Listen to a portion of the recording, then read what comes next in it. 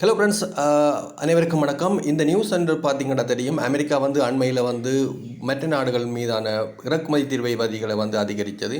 இதன் காரணமாக பங்குச்சந்தையானது பெரிய அளவு வீழ்ச்சியை சந்தித்தது. நீங்கள் இலங்கையினுடைய பங்குச்சந்தையும் தொடர்ச்சியாக வீழ்ச்சியை நோக்கி கொண்டு போய் கொண்டிருக்கு.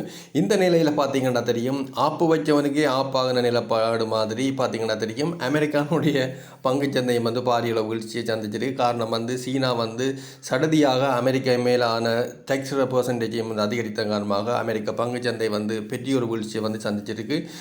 அமெரிக்கா பார்த்தீங்கன்னா தெரியும், அண்மையில் புதிய தொழில் வாய்ப்புகளை ஏற்படுத்துவதற்காக சில நடவடிக்கைகளை மேற்கொண்டது. ஆனால் இது ஒப்போசிட்டாக செயற்படாக மாறி அவங்களுக்கே ஒரு பெரிய பிரச்சனையாக மாறி இருக்குது. அதனால் இப்போ புதிய ஆட்களுக்கு வேலை கொடுக்குற செயற்பாடை புதிய ரெக்ரூட்மெண்ட்டுகளை கொஞ்சம் தள்ளி போட்டிருக்கிறாங்க, அல்ல நிப்பாட்டி வச்சிருக்கிறாங்க என்று சொல்லலாம்.